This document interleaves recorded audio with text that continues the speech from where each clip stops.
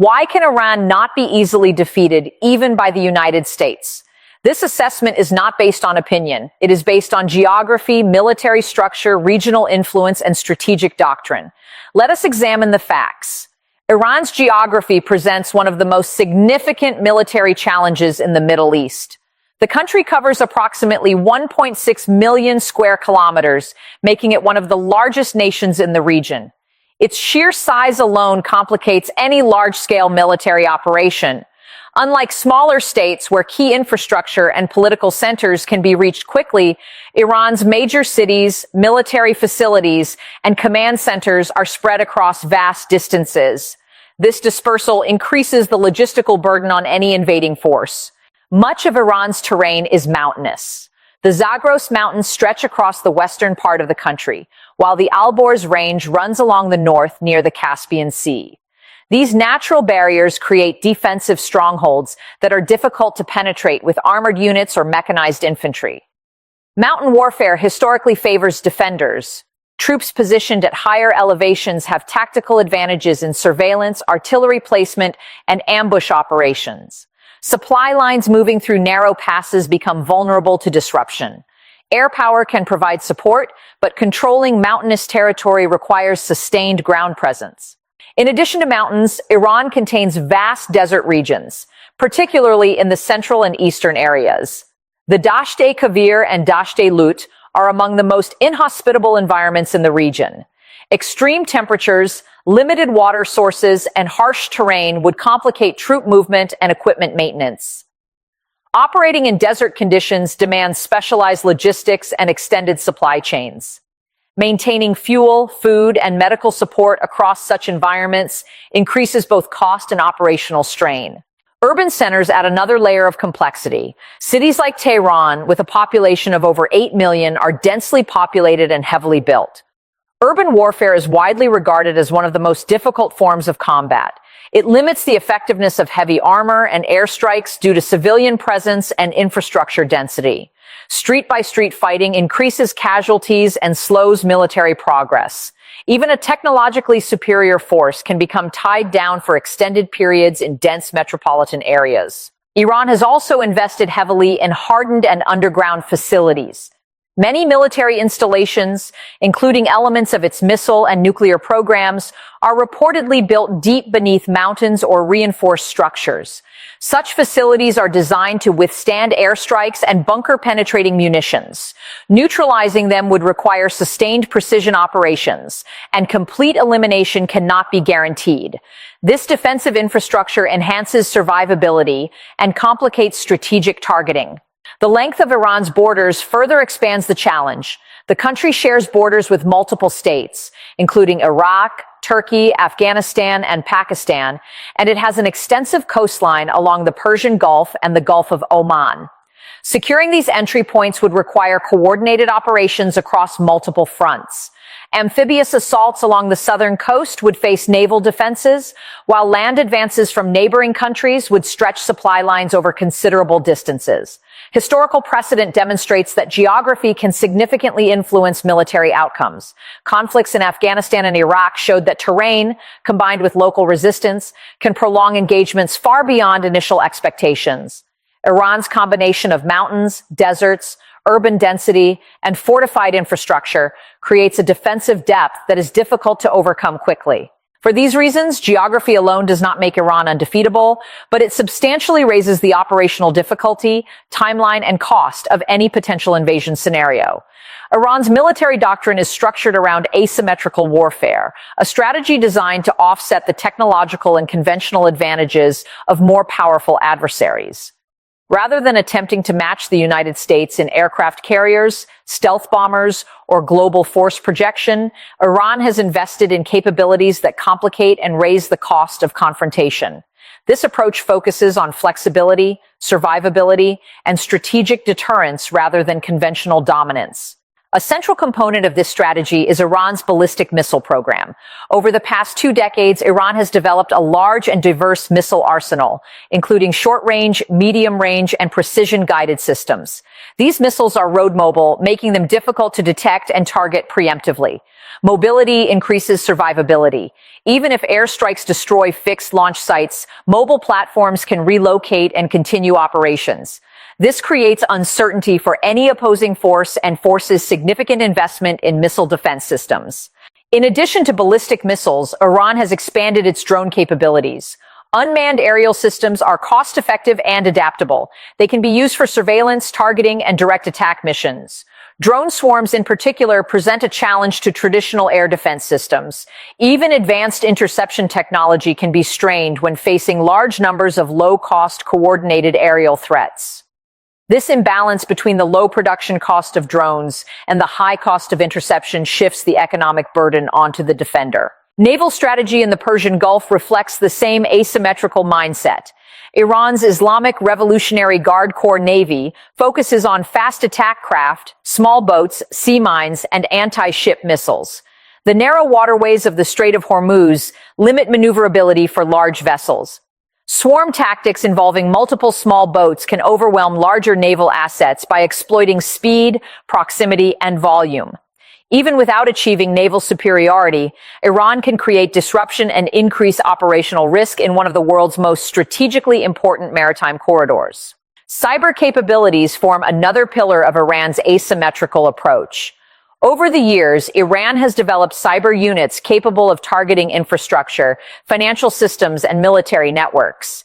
Cyber operations allow engagement without traditional battlefield confrontation. They can disrupt communications, interfere with logistics, and generate uncertainty without crossing conventional military thresholds. This expands the battlefield into digital space and complicates defensive planning. Iran also relies heavily on proxy forces and allied non-state actors. By supporting armed groups across the region, Iran extends its strategic depth beyond its own borders. These groups operate with varying degrees of autonomy but align with broader strategic objectives. In the event of direct conflict, such networks could activate multiple pressure points simultaneously. This decentralization makes it difficult to neutralize threats through a single decisive strike. The broader objective of asymmetrical warfare is not outright battlefield victory. It is deterrence through complexity and cost imposition. By diversifying its tools, missiles, drones, naval tactics, cyber operations, and regional partnerships, Iran reduces reliance on any single capability. This layered strategy ensures that even if one component is weakened, others remain operational. Through this framework, Iran seeks to prevent overwhelming defeat by ensuring that any military engagement becomes prolonged, multidimensional, and strategically expensive for its adversary. Iran's regional influence is a central element of its broader security strategy. Rather than relying solely on its national borders for defense, Iran has cultivated relationships with state and non-state actors across the Middle East. This network extends its strategic reach and creates what analysts often describe as strategic depth. In practical terms, this means that a conflict involving Iran would likely not remain confined to Iranian territory. One of the most significant components of this network is Hezbollah in Lebanon. Over the years, Hezbollah has developed into a well-armed and organized force with substantial missile capabilities. Its proximity to Israel creates a direct pressure point in the event of escalation. Any confrontation involving Iran could potentially activate tensions along Israel's northern border, opening an additional front and increasing the complexity of regional security calculations. In Iraq, various armed groups maintain political and military influence. Some of these groups have demonstrated the ability to target military installations and logistical infrastructure. The presence of foreign troops and diplomatic facilities in Iraq adds another layer of vulnerability. In a broader conflict scenario, these actors could engage in actions that expand the battlefield without requiring direct conventional engagement between major state militaries.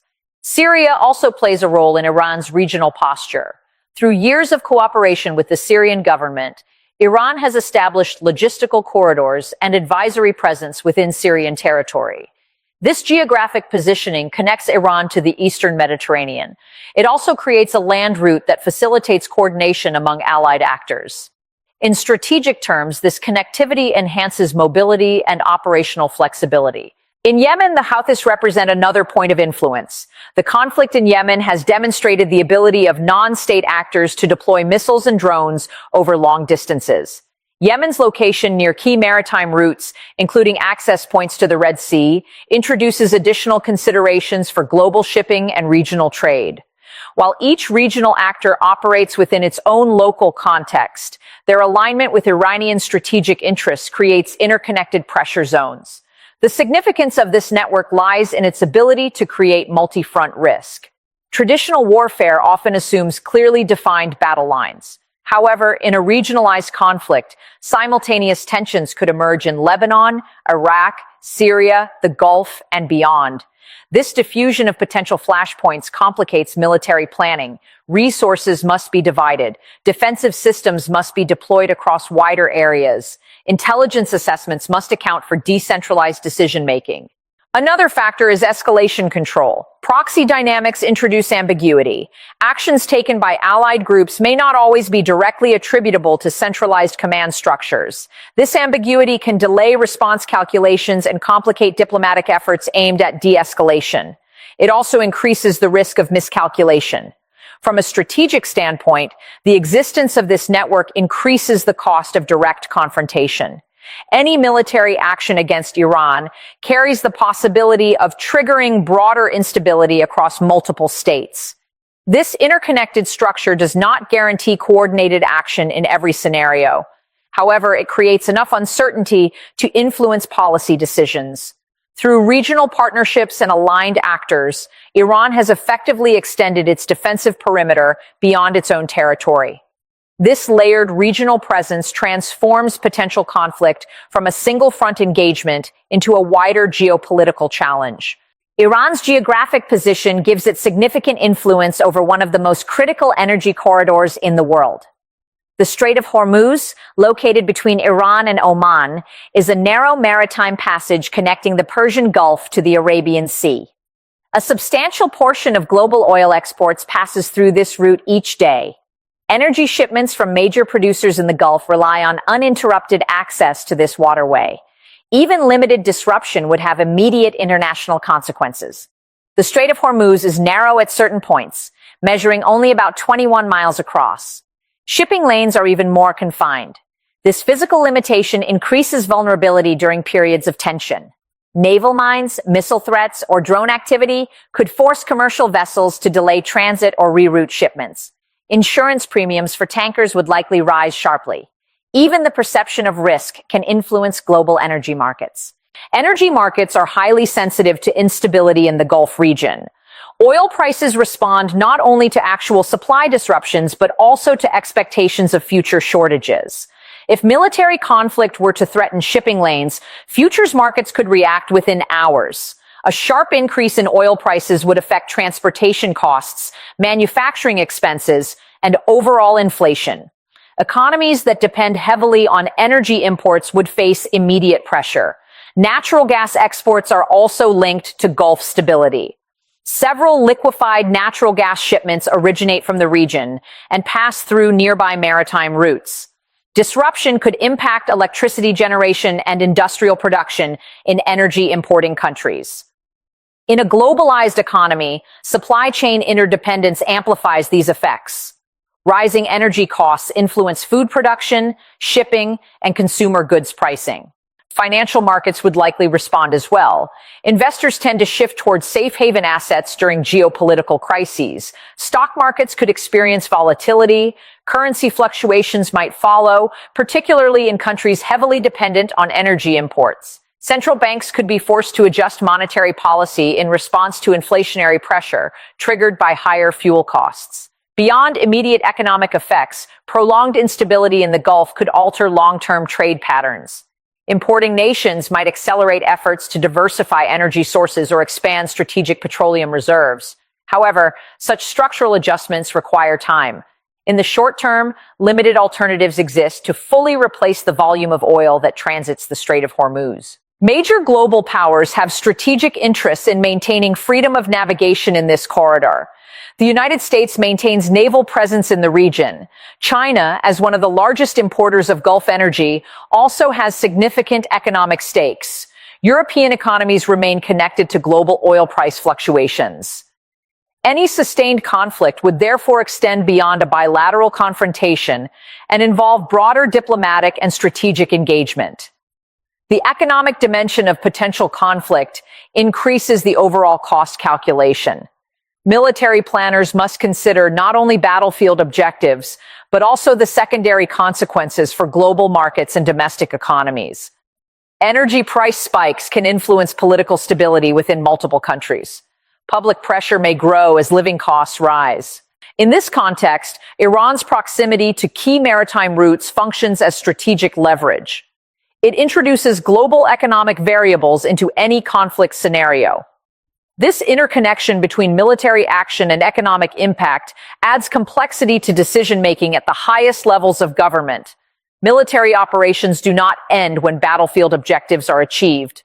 In modern conflicts, the political phase often proves more complex than the initial military campaign. Iran's internal structure, population size, and national identity create significant considerations for any scenario involving regime change or long-term occupation. Iran has a population of more than 85 million people. It is a large, urbanized society with deep historical roots and a strong sense of national identity. Persian civilization spans thousands of years. This historical continuity contributes to a powerful form of nationalism that exists across political divisions. Even citizens who may disagree with certain government policies can respond strongly to foreign military intervention. External pressure often shifts domestic dynamics, sometimes strengthening internal cohesion rather than weakening it. Regime change operations are inherently unpredictable. Removing leadership structures does not automatically produce stability. Political institutions, security forces, and administrative systems would need to be replaced or restructured. This process requires time, resources, and sustained oversight. Without a clear transition framework, power vacuums can emerge.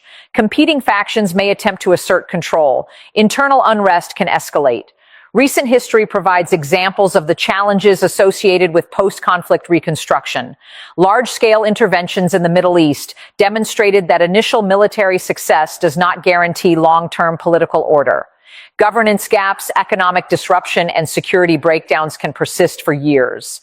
Rebuilding infrastructure, restoring public services, and establishing functional institutions require extensive financial and human capital investment. Iran's size amplifies these challenges. Major cities such as Tehran, Mashhad, Isfahan, Shiraz, and Tabriz each have large populations and complex local economies. Securing urban centers alone would require significant troop presence. Maintaining order across diverse provinces would extend operational commitments. Rural and mountainous regions could become centers of prolonged resistance if instability develops. Another consideration is the structure of Iran's security apparatus. Multiple institutions share responsibility for national defense and internal security. Disbanding or restructuring these entities could create unintended consequences. Integrating former personnel into new frameworks is politically sensitive. Excluding them risks alienation. Including them requires careful vetting and oversight. Economic stability would also become a central issue. Conflict could damage critical infrastructure, including energy facilities, transportation networks, and industrial zones. Restoring economic activity would be essential to prevent social unrest. High unemployment or shortages of essential goods can rapidly erode public confidence in transitional authorities. International diplomacy would further complicate the political landscape. Regional actors and global powers would likely seek influence in shaping post-conflict arrangements. Competing interests could slow reconstruction efforts or create divisions within emerging governance structures. Domestic legitimacy remains the most critical factor. Sustainable stability depends on institutions that are perceived as representative and capable. Establishing such legitimacy in a post-conflict environment is a gradual process. It cannot be imposed solely through external force. For these reasons, the political dimension of conflict carries long-term costs. Military superiority may achieve tactical objectives, but the strategic outcome ultimately depends on governance, stability, and public acceptance within